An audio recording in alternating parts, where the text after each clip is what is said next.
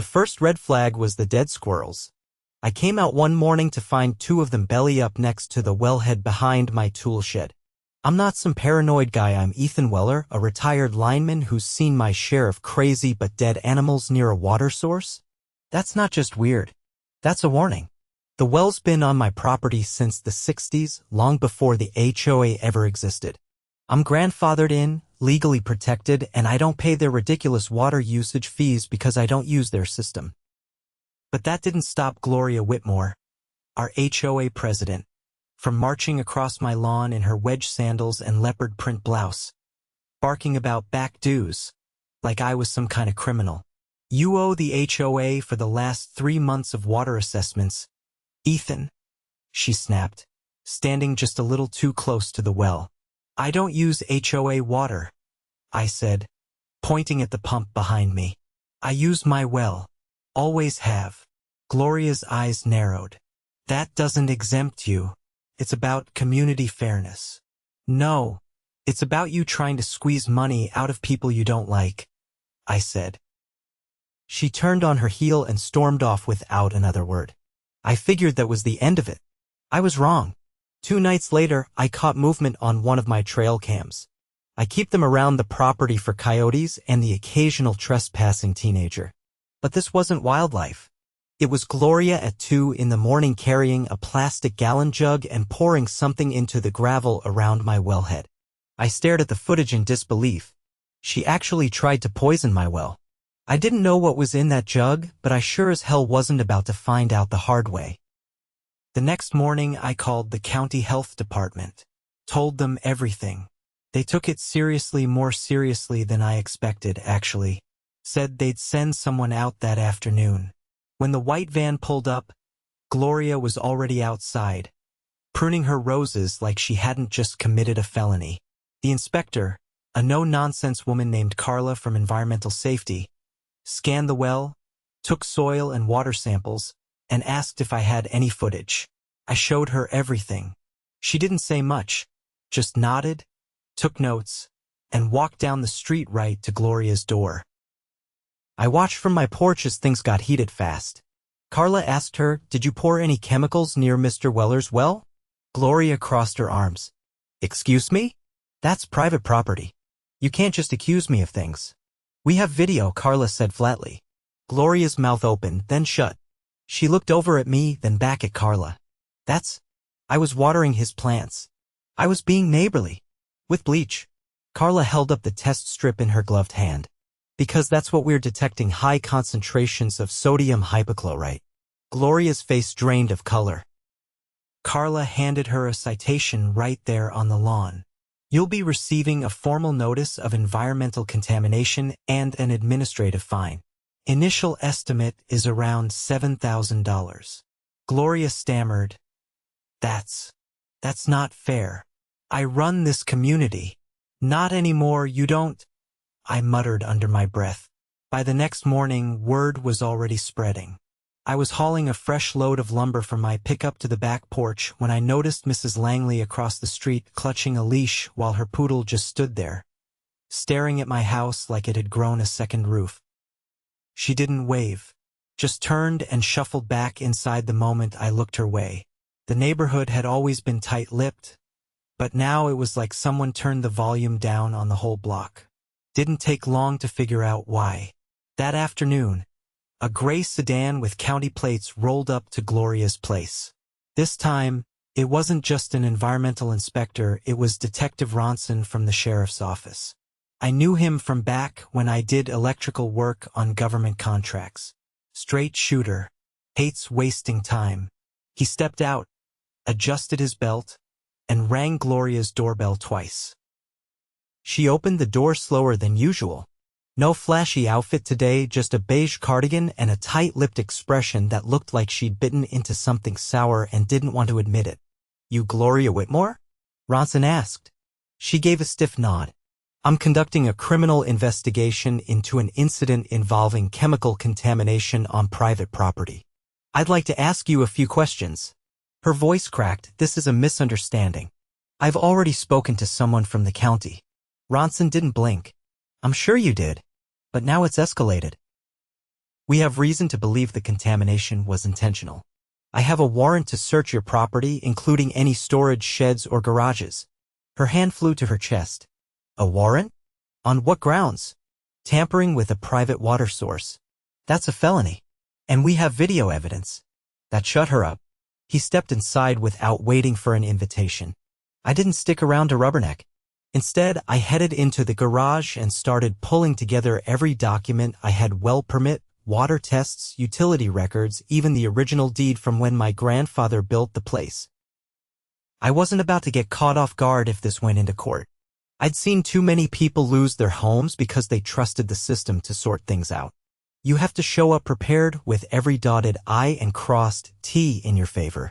Later that evening, as I was organizing the papers into a binder, there was a knock on my door. I opened it to find Ronson standing there with a clipboard. Mind if I come in? I motioned him inside and cleared a spot at the table. He took a seat, laid down a folder, and opened it. We found 2 containers in her garage. Both labeled as pool cleaner, but one of them had been tampered with. It contained a much higher concentration of sodium hypochlorite than commercially available bleach. Industrial grade. I leaned back in my chair. How'd she get her hands on that stuff? She used to be a partner in a janitorial supply company. Sold her shares 2 years ago, but probably kept a few things. He flipped a page. We also found a printed HOA ledger. Seems she was running a little side operation marking up HOA water fees and pocketing the difference.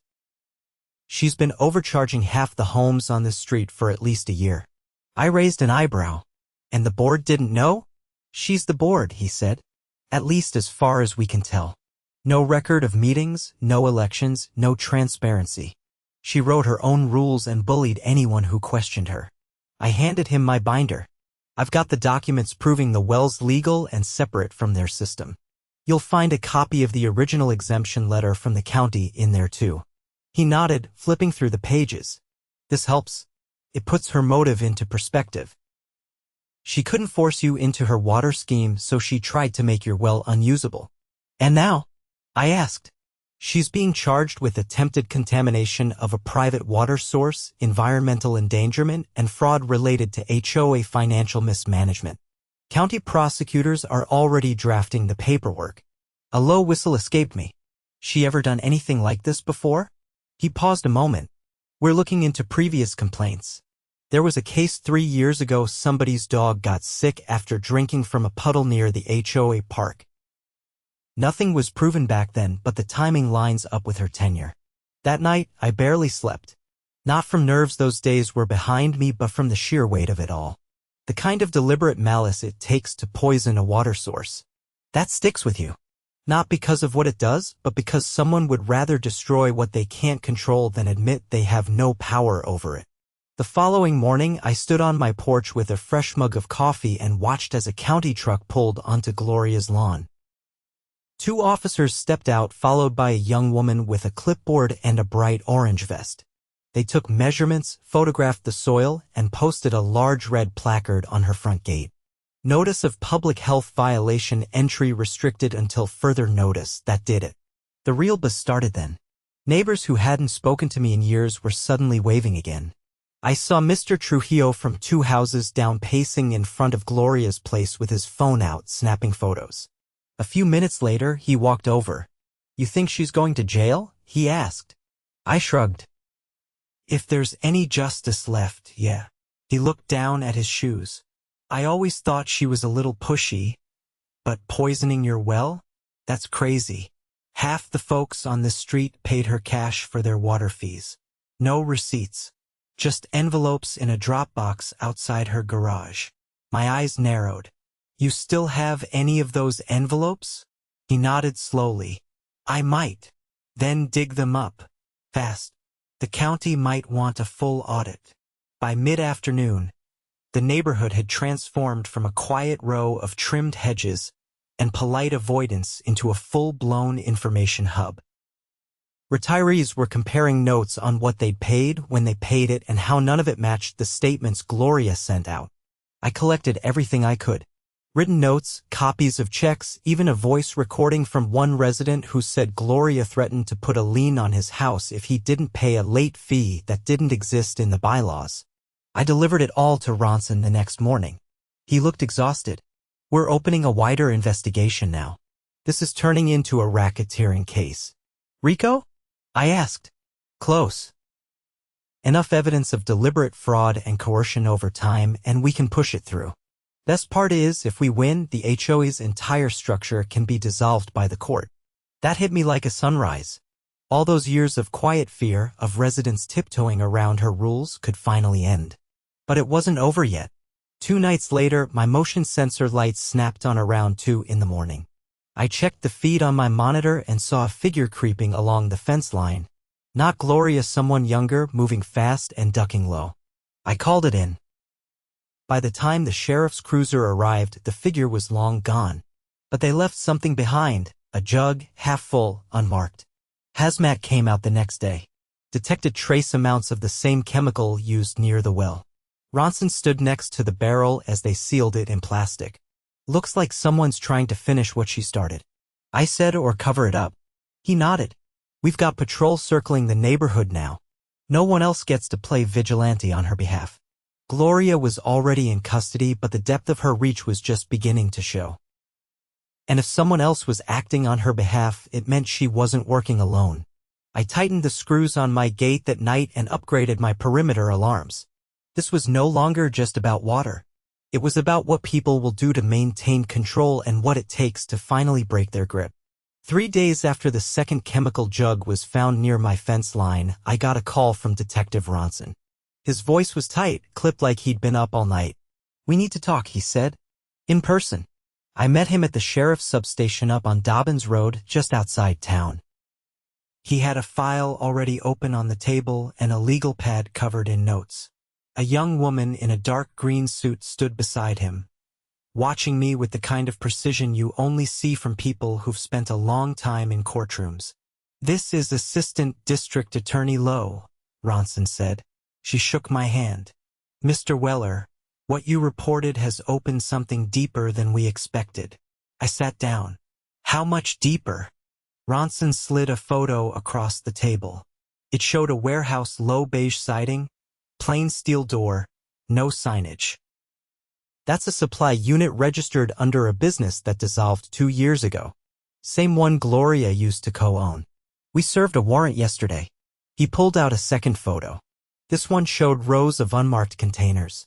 Some were blue, some white, all stacked neatly like they'd been delivered recently. Most of them contain industrial cleaners, including high-grade bleach and ammonia compounds.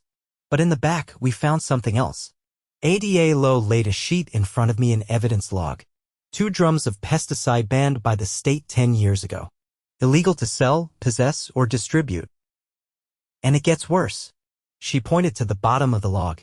3 forged HOA lien forms. Names of homeowners in your neighborhood with fake county stamps. I blinked. She was fabricating liens? Ronson nodded. We pulled records from the county clerk's office. No filings for those addresses. But Gloria had copies. She was using them to scare people into compliance. And the chemicals? This, Lowe said, tapping the photo of the warehouse, is enough for a felony prosecution on environmental crimes, possession of banned substances, and document forgery. But it also tells us she was preparing for more. I leaned forward. You think she planned on contaminating other homes? Ronson looked at me, jaw tight. We don't think. We know. He reached for another photograph. The image showed a map of the neighborhood with 7 properties circled in red. My house was one of them. So was Trujillo's. Each of these homes either refused to pay Gloria's made-up fees or filed complaints against her. We found notes handwritten matching each address to a chemical treatment schedule. Lowe's voice was low and steady. This wasn't a one-time thing, Mr. Weller. It was a coordinated plan to punish anyone who didn't fall in line. My throat tightened. She hadn't just been greedy, she'd been vindictive, methodical, and reckless. And now it was bigger than just her. What about the person who left that second jug? I asked. Ronson shook his head. No prints. But we may have a lead. Surveillance from a corner camera 2 blocks over caught a young man leaving Gloria's house the night before. We're tracking his ID through facial recognition. Lowe closed the folder. We're filing to designate this as a criminal enterprise under state statute. If approved, it means every financial transaction Gloria made under the HOA can be audited for fraud. Residents can sue for damages, and the HOA can be dissolved via court petition. I sat back, the weight of it all settling in. How long will that take? We'll file the petition by the end of the week, she said. Once the judge approves it, the HOA's powers are frozen. No more fines, no more enforcement, no more Gloria. Ronson added, but we're asking you to keep your security system running. If she or anyone connected to her tries to retaliate again, we need to catch it. I nodded. Already upgraded the cameras, and I've got a few neighbors doing the same. When I left the station, the sun was dipping low. The air smelled like creosote and dust, and for the first time in weeks, I felt like I could breathe again. But the neighborhood was still on edge. Mrs. Henley from the cul-de-sac flagged me down as I was pulling into my driveway. She was holding a utility bill in one hand and a yellow envelope in the other. I found this in my mailbox this morning, she said. But it's dated last month. I opened the envelope and looked at the contents. A fake late notice stamped with the HOA logo and a demand for $400 in emergency landscaping fees. No return address. Just a P.O. box. Do you still have the envelope? I asked. She handed it over. No postmark. Someone had hand-delivered it. Ronson needs to see this, I said. I drove straight to the station and turned it over. Less than an hour later, I got a text from him. The envelope had partial fingerprints.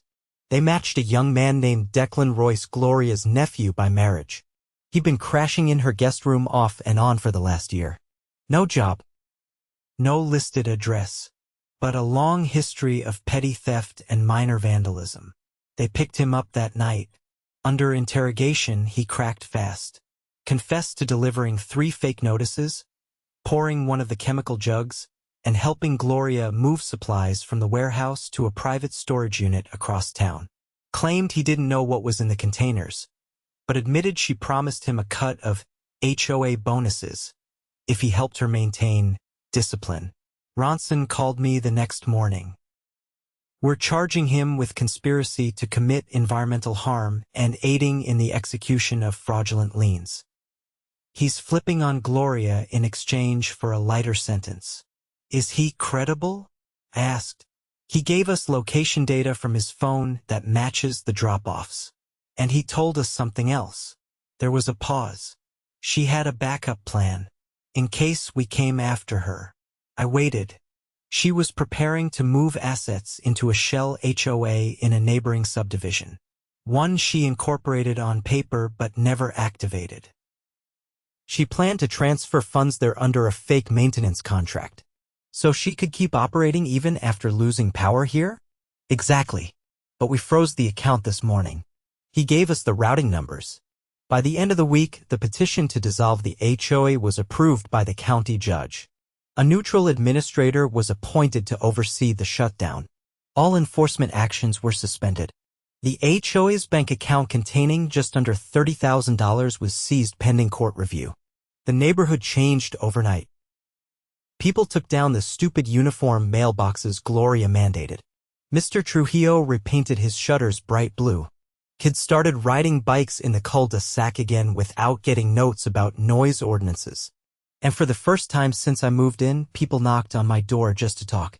We held a block meeting in my backyard. I built a makeshift platform with leftover decking boards and folks brought folding chairs and lemonade. We didn't vote on anything. We just talked. Mrs. Langley apologized for ignoring me. Said she never believed Gloria would go that far. I told her I didn't blame anyone. Fear's a hard thing to shake when it's dressed up like authority. And then Trujillo stood up. I think we should make our own association. Not a formal HOA, just neighbors helping neighbors. Transparent. Voluntary. No power trips. Everyone clapped. We called it the Ridgeview Circle Cooperative. No fines. No dues. Just a rotating crew to mow the shared green space and keep the basketball hoop upright. Ronson came by once more, weeks later. He handed me a sealed envelope. Final report. Gloria's been indicted on 7 felony counts. She's facing over 20 years if convicted. She won't be back? She's not even allowed within 5 miles of this place. I opened the envelope later that night. Inside was a copy of the indictment, signed and sealed. It listed all charges: environmental sabotage, financial fraud, conspiracy, and attempted extortion. At the bottom was a handwritten note from ADA Low. Justice doesn't always knock. Sometimes it has to be dragged through the front door. I pinned it to the inside of my garage, right above the workbench. And next to it, I hung the first trail cam photo, the one that caught Gloria pouring poison by the well. Not as a trophy, as a reminder. The courtroom was colder than I expected. Not in temperature, though the AC was humming, but in silence. No side chatter, no rustling papers. Just the low hum of fluorescent lights and the occasional squeak of a leather shoe across the tile. I sat in the second row behind the prosecution's side, hands folded, watching the back of Gloria's carefully styled head. Her hair was pinned tighter than ever, a helmet of precision, like she thought it might shield her from what was about to happen. Judge Morano entered, robe swaying as he climbed the steps to the bench. He was one of those no-nonsense types with a voice like sandpaper and a stare that didn't blink for anything short of fire. He adjusted his glasses, gave a nod to the clerk, and the hearing began. The state had brought 7 charges against Gloria in total. Each one was read aloud, and each time the clerk asked for her plea, Gloria answered with the same flat tone, "Not guilty." The prosecutor, Ada Lowe, rose when it was her turn. Her blazer was a different color this time, navy blue instead of forest green, but she carried the same calm assurance as before. She called her first witness, Carla, the environmental inspector who had collected the soil samples from my property. Carla stepped up, swore in, and recounted the inspection in precise detail. She described the chemical traces she found, the inconsistencies in Gloria's statements, and the immediate danger to the well water system. The court listened without interruption. Then she pulled out a printed still from my own trail cam footage, the one showing Gloria leaning over the gravel with a jug in her hand. "Did you personally confirm the substance near the well matched the contents of the container found in Ms. Whitmore's garage?" "Yes," Carla answered. "Lab results confirmed identical chemical composition. Is that a restricted substance under county ordinance? It exceeds the legal threshold for residential use. It's classified as industrial grade and cannot be applied near groundwater sources without a permit," which she did not have. The defense attorney tried to poke holes, implying Carla had only taken 1 sample, or that someone else could have poured the chemical. But it didn't fly. Carla had time-stamped footage, chain of custody logs, and third-party verification from the state lab. The evidence was airtight. Next came Declan. He didn't look at Gloria as he took the stand. His hair was cut short now, and he wore a wrinkled dress shirt like it had been borrowed on short notice. His voice was quieter than expected, but clear. "She told me to wait until nighttime. Said the cameras were only motion activated and she knew where the blind spots were." "And what did she instruct you to do?" "Pour the liquid around his fence line. Make it look like runoff from the neighbor's yard." "Did she explain why?" "She said she needed to make his water system unusable. That he was bleeding the HOA dry." There was a visible shift in the room. Even the bailiff raised an eyebrow. Declan continued. "She promised me $500. Said I'd get more if I helped her move the rest of the containers." "Did she ever show you the documents she used to threaten homeowners?" He nodded. "They were fake liens. She said the threat was enough. Most people wouldn't check." When it was the defense's turn to cross-examine, they tried to paint Declan as a disgruntled relative, implying he had a history of drug use and was testifying for a reduced sentence. But he stayed steady. Everything he said matched the paper trail the prosecutors had already verified. Bank withdrawals, text messages, even a voice memo she'd sent ordering him to take care of the stubborn ones. Then came the final witness, Ronson. He walked up to the stand with the quiet confidence of someone who'd done this 100 times. No theatrics, no drama. Just facts. He laid out the investigation from the first complaint to the discovery of the warehouse. He detailed every step, how they traced the chemicals, linked the forged documents to Gloria's home printer, and tied the Shell HOA account to a bank with no physical branch within 50 miles. Do you have reason to believe this was an isolated incident? Lowe asked. No, ma'am. Based on the documentation and witness statements, this was a sustained pattern of targeted retaliation and financial manipulation. We consider it part of a coordinated scheme. Would you consider the neighborhood at risk if Ms. Whitmore were released without conditions? Yes. She had plans for further actions, some of which were already in motion. That was the final nail. When both sides rested, Judge Morano called for a recess before delivering his ruling. I stepped outside the courtroom and leaned against the brick pillar near the entrance. The sun was out, but it didn't feel warm. Not yet. Trujillo joined me a few minutes later. He'd been sitting in the back, quiet the whole time. She's not getting out of this, he said. No way. I don't think she realizes it yet, I replied. He nodded toward the doors. You hear what the clerk said? There's a class action filing coming. At least a dozen residents already signed on. I hadn't heard, but it didn't surprise me. When the judge returned, the room settled quickly. He didn't waste time. Based on the evidence presented, he said, this court finds probable cause on all counts. Ms. Whitmore will be remanded into custody until trial. Bail is denied. Gloria didn't flinch. No outburst, no tears. Just a blank stare ahead, like her mind was already somewhere else, somewhere far from a courtroom in a county that had finally caught up with her. But it wasn't just about her. 2 months later, the Ridgeview Circle Cooperative officially registered as a neighborhood trust. We used the court-ordered audit to petition the county for a special exemption. No HOA would be permitted to form over our subdivision for the next 15 years without a unanimous resident vote. It passed. The administrator appointed to dissolve the Ridgeview HOA sent out restitution checks using the recovered funds. Most people got back a few hundred. I used mine to build a new greenhouse out back. One Gloria had once called an eyesore in the making. I made sure it had clear paneling, solar fans, and a bright yellow door. On the first Saturday of the month, we held a neighborhood potluck in the green space. Kids ran through the sprinklers while the adults set up folding tables and shared stories. No votes, no motions, no rules, just neighbors finally unshackled. Ronson showed up in plain clothes. He brought a tray of cornbread and handed me a small envelope. Inside was a copy of the court's final decision. Gloria Whitmore was found guilty on all counts. Sentencing would include a minimum of 12 years, with no parole for at least 8. The Shell HOA account was seized and redistributed. Declan's cooperation earned him probation and mandatory community service. He was already trimming hedges around the park. As the sun dipped below the rooftops, I stood by the well, looking at the gravel that had once been laced with poison.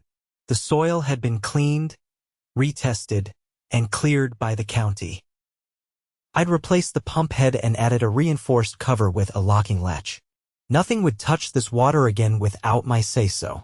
A high-pitched laugh rang out behind me. One of the kids had just discovered the joy of launching water balloons off a plastic catapult. I turned and smiled for real this time. Because justice hadn't just arrived. We'd built it ourselves. One document at a time. One testimony at a time. And we weren't putting it back in the hands of anyone like Gloria ever again.